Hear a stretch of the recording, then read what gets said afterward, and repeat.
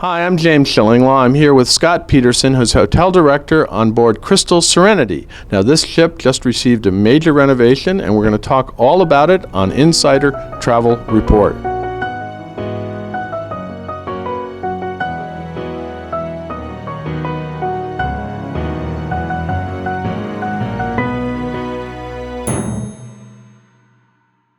Now, Scott, we've been aboard a few days now, and you give us a great explanation of some of the things that have happened.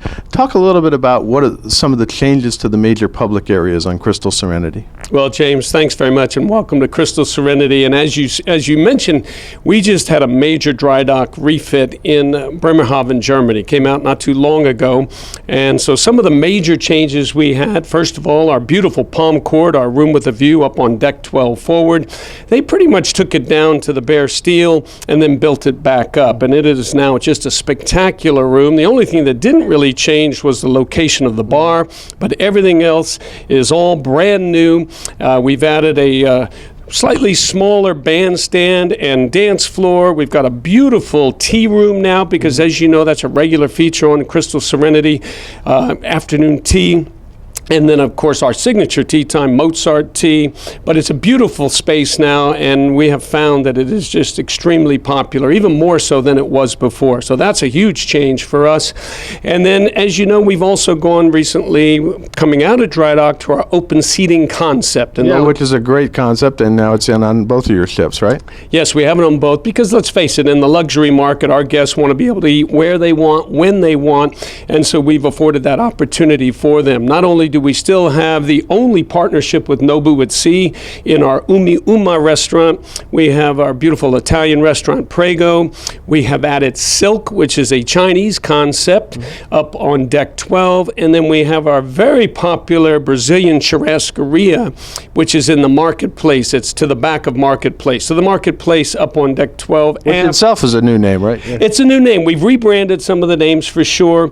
Marketplace during the day for breakfast and lunch, and then of course it turns into a Brazilian churrascaria. And I have to say, and if you haven't experienced it yet, just the spirit of the team up there is really infectious, so people love that. And then our main restaurant has been rebranded Waterside. It is open seating.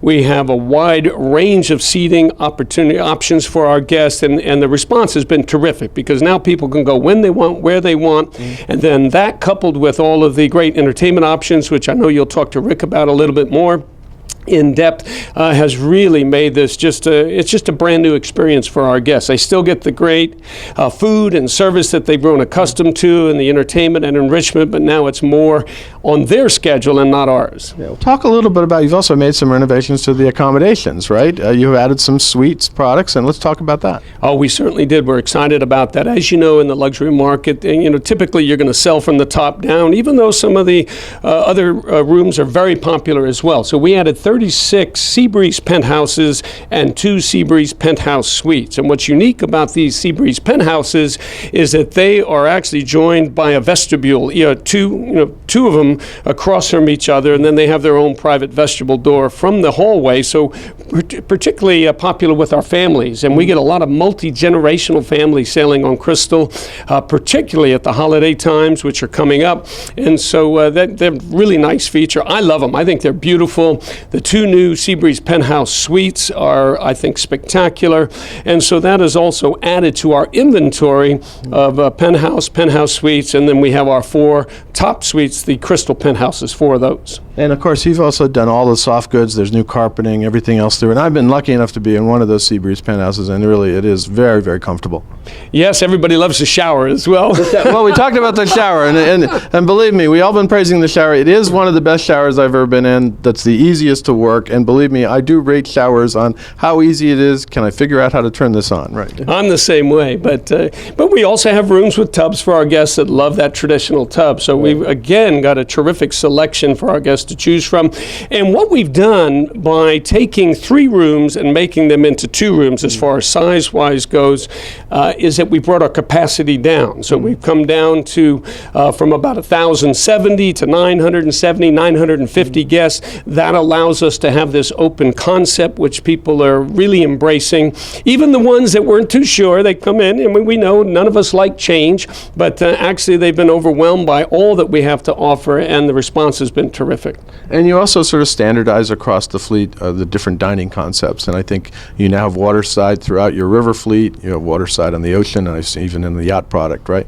Yes, we have. And the other things I wanted to mention is that we've completely upgraded our computer university at sea.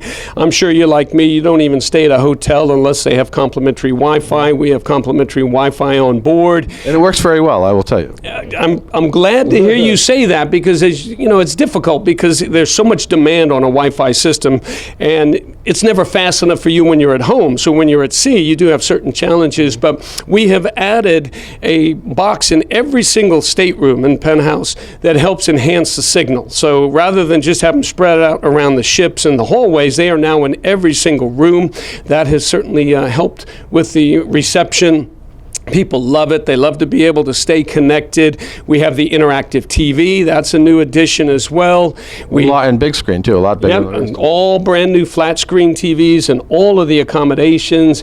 We also have our studio, which is a very popular room where we can teach everything from our Yamaha Passport to Music classes on a world cruise to iMovie for iPad. I mean, a lot of practical uses for that. That's great. We have a private dance studio now, because as you know, our guests love to dance and they love to learn to dance, and we always have instructors on board.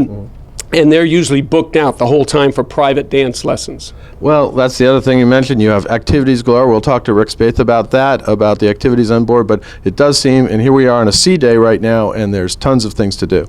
Yeah, you're certainly spoiled for choice. In fact, I always used to say the nicest thing you can say is there's too much to do. Or when I go up into the marketplace, I say, where's the chef? I want to complain. There's too much choice. So that's what it's all about on Crystal Serenity, Crystal Symphony, and in fact in the Crystal Fleet. Well, Scott, thank you very much for taking the time, and it's been a great cruise so far. We only have 2 more days left. It's been more enough to do and see, and the ship is beautiful. Thanks, James. It's a pleasure to have you on board, and we look forward to having everyone come sail with us on Crystal Serenity. Well, I might be back in the Med with you on the Crystal Gala in the spring. We'll see. I look forward to that. I'm James Shillinglaw, and this is Insider Travel Report.